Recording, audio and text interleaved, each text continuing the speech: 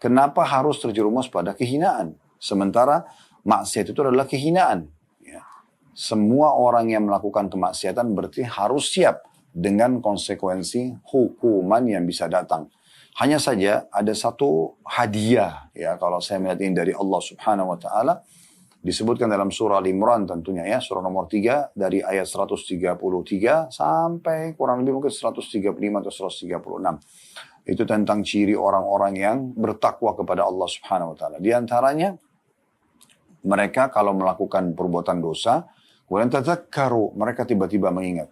Fa'idha mubsirun, tiba-tiba mereka mendapatkan petunjuk, lalu mereka meninggalkan perbuatan dosa, tidak melanjutkannya. Nah, ini poin penting. Kalau orang itu melakukan perbuatan dosa, atau dia baru mau melakukannya, kemudian ada bisikan ketakutan dalam hati, kekhawatiran, lalu dia tinggalkan, itu yang diharapkan dari orang tersebut, dan ini adalah panduan dalam syariat Allah Subhanahu wa Ta'ala. Jangan dilanjutkan kesalahan tersebut supaya Allah Subhanahu wa Ta'ala tidak segerakan hukuman datang kepada orang seperti itu. Baik, selanjutnya saya bacakan kembali, ya. Saya ulangi di awal paragraf di halaman 25, maksiat adalah kehinaan. Kemudian koma, menjauhkan dari rahmat Allah Azza wa Jalla, menjauhkan dari karunia Allah, dari rezeki Allah, dari kebaikan-kebaikan Allah. Karena dosa itu untuk dipelajari dan dijauhi, bukan untuk dicoba. Gak perlu kita mengatakan, oh babi itu haram, maka saya mau tahu dulu bagaimana rasanya. Kenapa diharamkan? Zina itu haram, saya mau coba dulu. Bohong itu haram, riba itu haram, dan seterusnya. Untuk apa dicoba? Ya udah, kita langsung aja kepada hal yang dibolehkan, kan lebih enak, ya, bisa kita langsung kerjakan, bisa kita nikmatin, kan gitu. Kemudian selanjutnya, koma kata beliau, setelah maksiat adalah kehinaan, koma menjauhkan dari rahmat Allah Azza wa Jal, kemudian koma lagi kesusahan, koma lagi kesedihan, dan kesempitan dada. Semua ini berkumpul di satu dosa. Anda lakukan satu dosa saja, sudah cukup semua ini berkumpul pada diri Anda. Anda merasa sumpek, Anda merasa sedih, banyak rezeki mungkin Allah yang tertahan tidak sampai kepada kita, ya, terhina, merasa bersalah. Anda ambil uang 100.000 rupiah saja, bukan hak Anda. Setiap Anda dengar angka 100.000, Anda ketakutan sendiri. Itu yang terjadi. Ya. Lalu penulis mengatakan, saudaraku, apakah Anda menginginkan jalan keluar dari apa yang Anda alami, sedangkan Anda, tanda kutip, ya, merumput di sebagian padang kemaksiatan? Sungguh mengherankan apa yang Anda lakukan ini. Anda memohon kepada Allah Azza wa Jal untuk hajat diri Anda, sedangkan Anda melupakan pelanggarannya. Maksudnya sungguh unik, Anda selalu mau sehat, Anda selalu mau bahagia, Anda mau terpenuhi kebutuhannya, diberikan rezeki di dunia, selamat di akhirat, tapi Anda bukan melakukan perbuatan dosa. Gimana mempertemukan antara berharap rahmat Allah, berharap keselamatan, berharap rezeki, tetapi melakukan pelanggaran? Anda berharap nama Anda harum di perusahaan, Anda dapat gaji, dapat bonus, tapi Anda lakukan pelanggaran. Bagaimana bisa mempertemukan antara poin-poin ini? Selanjutnya, kata penulis, tidak tahukah Anda, semoga Allah memberikan Anda petunjuk, bahwa dosa adalah pintu sangat besar masuknya berbagai musibah pada hamba. Nah, ini tambahan lagi nih. Berarti orang kalau buat dosa, dia membuka pintu musibah yang besar yang bisa menimpa diri dia. Allah Ta'ala telah menyebutkan di dalam surah Asy-Syura ayat 30. وَمَا أَصَابَكُم مِّن مُّصِيبَةٍ فَبِمَا كَسَبَتْ أَيْدِيكُمْ وَيَعْفُو عَن كَثِيرٍ. Dan apa saja musibah yang menimpa kamu, maka adalah disebabkan oleh perbuatan tanganmu sendiri. Dan Allah memaafkan sebagian besar dari kesalahan-kesalahanmu. Jadi sebenarnya kurangnya rezeki, belum sembuhnya penyakit, banyaklah permasalahan yang kita hadapi dalam hidup kita. Itu karena kenapa? Karena memang ada dosa. Secara teori agama, tidak perlu, ya, seseorang itu ditimpa musibah yang memberatkan dia, kalau dia tidak melakukan maksiat. Beda kalau ada ujian yang Allah ingin tinggikan derajat dia, kayak diganggu orang dan segala macam. Tetapi, umumnya kalau ada sesuatu musibah yang datang, itu apalagi kalau merata, besar, jangka panjang, ini semua tidak akan bisa kita keluar darinya kecuali kita introspeksi diri dan segera kita bertaubat dari kesalahan-kesalahan kita. Maka Allah menjelaskan musibah-musibah yang terjadi pada diri kalian itu adalah dari diri kalian sendiri. Kalau kalian tidak lakukan pelanggaran, maka tidak akan ada datang kepada kalian hukuman-hukuman tersebut. Dan Allah mengatakan, dan masih banyak yang Allah maafkan. Artinya kalau Allah mau menghitung dan menghisap kita di setiap dosa yang kita lakukan, maka mungkin sudah tidak bisa kita hidup lagi. Selanjutnya, ayat yang kedua yang diangkat oleh beliau, surah Al-Imran ayat 165. Yang bunyinya, awalamma asabatkum musibatun qad asabtum mithlaiha qultum anna hadha qul huwa min indi anfusikum innallaha ala kulli syai'in qadir. Dan mengapa ketika kamu ditimpa musibah dalam perang Uhud, maksudnya ini ayat turun pada perang Uhud, padahal kamu telah menimpakan kekalahan 2 kali lipat kepada musuh-musuhmu pada perang Badar, kamu berkata, dari manakah datangnya kekalahan ini? Katakanlah, itu dari kesalahan dirimu sendiri. Sesungguhnya Allah Maha Kuasa atas segala sesuatu. Jadi di perang Uhud, itu di awal peperangan, muslimin menang. Tapi subhanallah, dari 50 orang pemanah yang ada di Bukit Pemana, ada 43 orang yang melanggar perintah Nabi SAW. Ini maksiat kepada Rasul. Kata Nabi SAW, jangan kalian turun dari Bukit Pemana ini. Walaupun kalian melihat, jenazah kami sudah dipatok oleh burung gagak.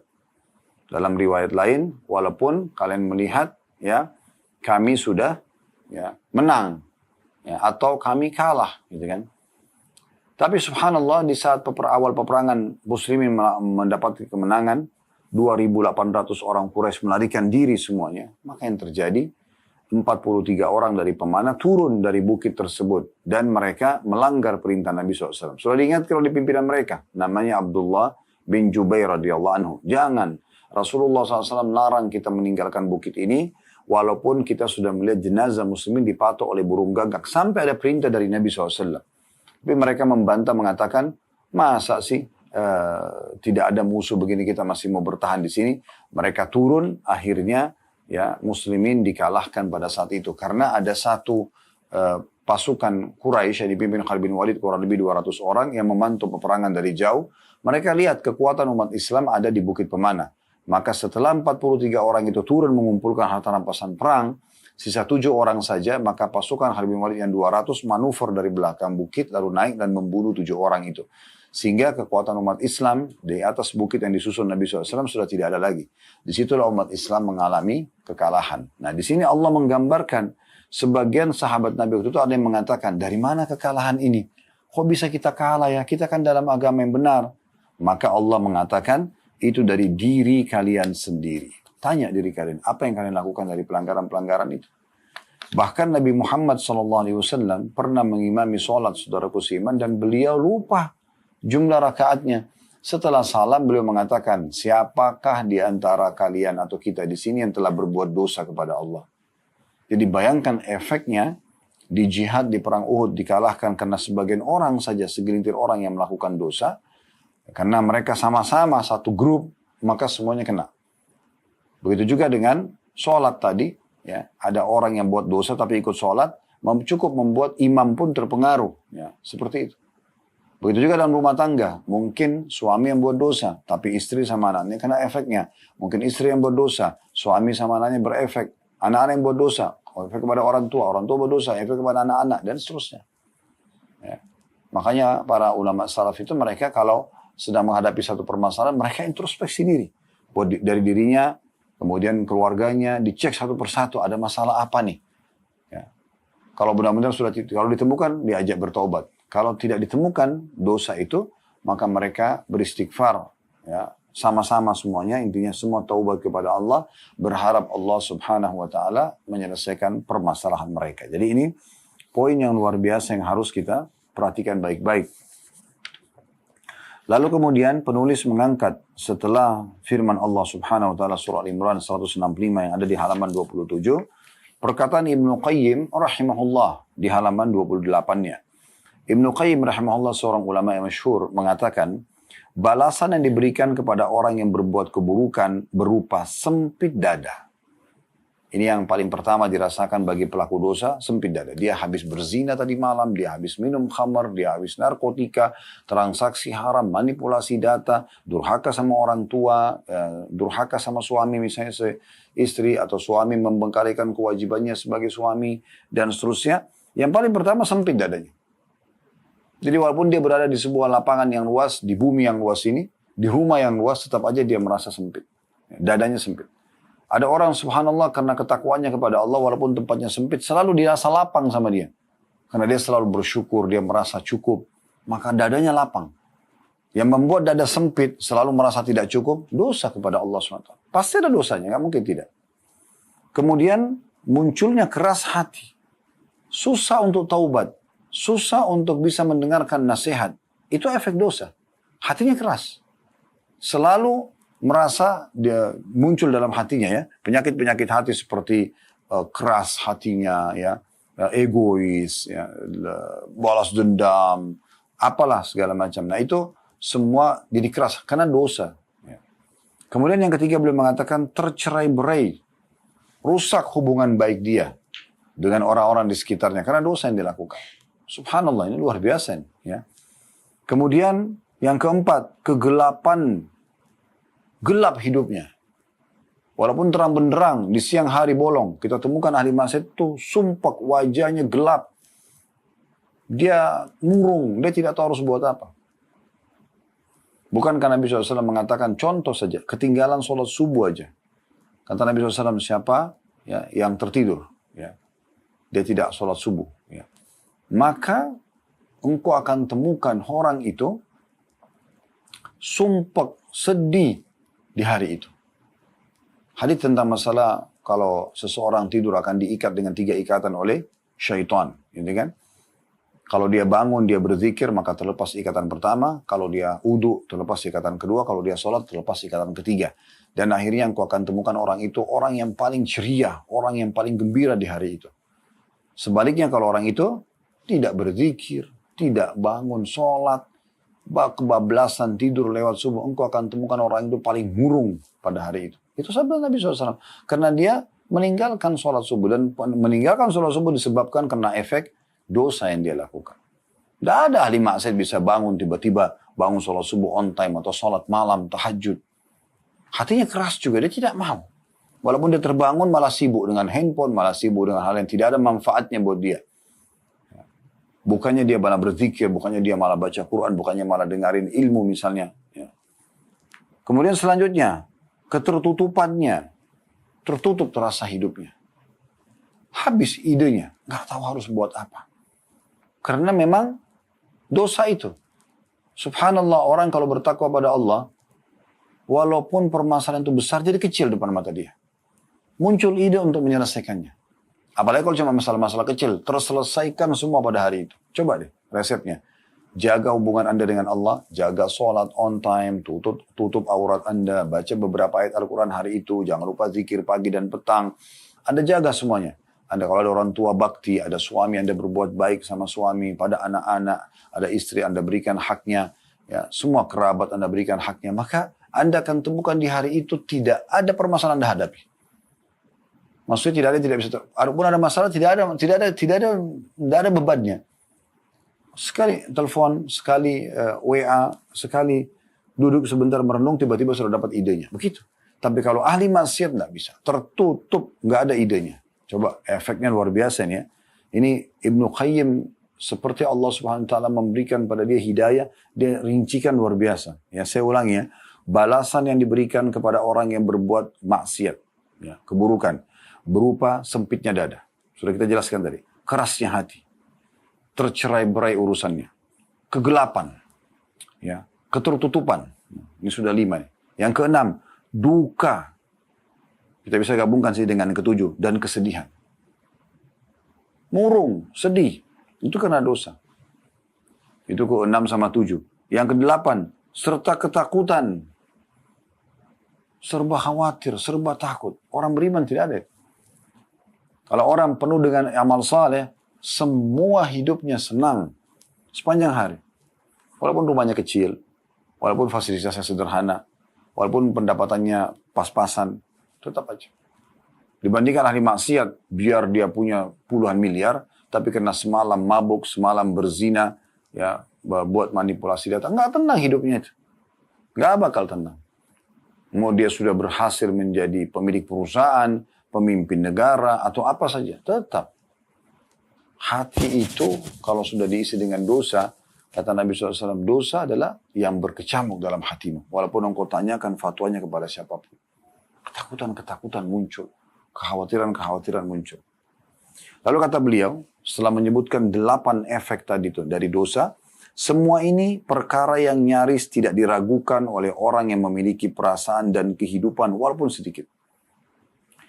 Bahkan kesusahan, duka, kesedihan, dan kesempitan ini adalah sanksi yang disegerakan. Artinya masih ada lagi sanksi yang akan datang kalau tidak segera meninggalkan. Ini baru sanksi-sanksi yang datang di dunia.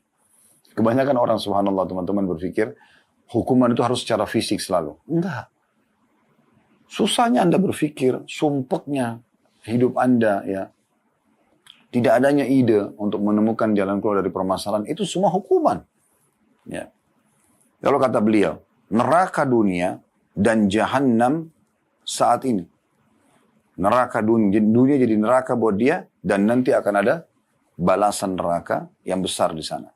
Sementara menuju kepada Allah Azza wa Jalla, kembali kepadanya, ridho kepadanya, hati penuh kecintaan kepadanya, lisan senantiasa berzikir kepadanya, dan bergembira dengan mengenalnya, maka ini adalah pahala yang disegerakan, surga dan kehidupan yang sama sekali tidak dimiliki oleh para raja sekalipun. Ya, ini dinukil dari kitab Al-Wabil As-Sayyib, ya, di halaman 104. Ada disebutkan di footnote nomor 7 di halaman 29. Ya. Jadi perkataan Ibnu Qayyim ini luar biasa. Dan saya sangat yakin dengan izin Allah Subhanahu wa taala, dengan bersangka baik dengan saudara kita muslim yaitu Ibnu Qayyim rahimahullah, karena beliau justru memang seorang praktisi. Beliau menjaga dirinya dari kemaksiatan, berusaha setiap hari selama hidup tidak melakukan perbuatan dosa. Kalaupun ada terjadi beliau bertaubat, misalnya orang bertaubat dan sibuk dari amal soleh ke amal soleh, maka Allah berikan taufiknya seperti itu. Tutur kata yang diucapkan, yang ditulis, nasihat yang dipaparkan, semua itu pasti bermanfaat dan sangat dalam. Selanjutnya penulis mengatakan, karena itu bersegeralah semoga Allah selalu menjaga Anda untuk muhasabah diri. Muhasabah secara jujur dan objektif. Muhasabah sebagaimana yang dilakukan orang yang menginginkan keridhaan Rabb-nya dan kebaikan bagi dirinya. Jadi betul-betul dia pada saat malas beribadah, hatinya keras, ya, tidak menemukan ide, ya, untuk solusi dari permasalahannya, sempit rezekinya, dadanya, ya, sempit. Walaupun dia berada di sebuah tempat yang luas, misalnya siang hari yang terang juga terasa gelap dalam hidupnya. Semua ini karena dosa. Ini dosa yang, hukuman dosa yang disegerakan di dunia, kata beliau tadi. Ibnu Qayyim mengatakan itu luar biasa. Ya. Dan justru ke lapangan, orang kalau seperti ini harusnya dia segera introspeksi diri. Segera dia kembali kepada Allah supaya berganti semua itu. Menjadi lapang dada, menjadi ide yang cemerlang, menjadi rezeki yang terbuka. Itu karena ketakwaan kepada Allah Subhanahu wa ta'ala. Lalu kata beliau, jika Anda lalai dan malas-malasan dalam mengerjakan sholat, zakat, atau hal-hal yang diwajibkan oleh Allah Azza wa Jal, atau Anda melakukan dosa-dosa yang dilarang oleh Allah Azza wa Jal, maka bersegeralah memperbaiki urusan Anda dan perangi nafsu Anda atas perkara itu. Niscaya Anda akan melihat dari Allah Azza wa Jal apa yang dapat melapangkan dada dan memudahkan urusan Anda. Kalau Anda kembali kepada Allah, pasti Anda akan mendapatkan lapangan dada. Jadi selama ini kalau kita simpulkan, sumpek yang ada, tidak menemukan jalan keluar, justru karena masih ada dosa yang kita buka. Anda bisa muhasabah diri sendiri. Apa kira-kira dosa yang masih Anda buat? Kalaupun Anda bilang, oh saya sudah tidak ada dosa Ustaz. Oke, coba introspeksi diri, mungkin ada dosa yang pernah dilakukan dulu, kemudian kita belum bertaubat darinya. Atau mungkin kita taubat, kita anggap kita sudah cukup, padahal sebenarnya dosa itu masih ada. Misal angkanya dia 10, taubat kita baru membersihkan 3. Masih butuh 7 lagi misalnya. Mungkin 2-3 kali taubat nasuha lagi, baru membersihkannya. Nah seperti itu. Sampai nanti dipastikan secara teori agama, teman-teman sekalian, kalau ada orang yang dia berusaha bertakwa kepada Allah Subhanahu wa ta'ala, ya, akan terlihat sendiri dalam hidupnya. Anda akan rasakan kemudahan-kemudahan. Saya yakin saya bicara ini kalau ada yang mengikuti acara kita dan dia faham ini, dia akan merasakan. Kalau Anda coba dalam seharian bertakwa kepada Allah, menjaga sholat Anda, menutup aurat Anda, bakti sama orang tua, dari amal soleh ke amal soleh, Anda rasakan seperti hampir semuanya, kalau kita bisa bahasakan semua, termudahkan. Mau makan mudah, mau minum mudah. Seakan-akan hari itu tidak ada beban dalam hidup kita. Kita mau tidur malam hari, kita jadi berpikir, kayaknya tadi semua mudah aja ya. Nah, itu semua karena memang ketakwaan kepada Allah Subhanahu Wa Taala. Tapi kalau ada orang, waduh hari ini satu pun urusan saya tidak selesai nih. Itu karena memang dosanya. Harusnya dia bisa menyelesaikan 5-6 perkara, tapi dia tidak bisa. Itu karena dosa. Bahkan tadi saya bilang idenya bisa hilang, teman-teman sekalian. Gak ada ide. Dadanya jadi sempit. Ya. Gelap hidupnya. Susah. Bukan cuma itu. Allah Azza wa Jal akan mendatangkan, ingat teman-teman sekalian, peringatan-peringatan yang lebih besar lagi pada orang yang tidak mau sadar dengan peringatan yang kecil.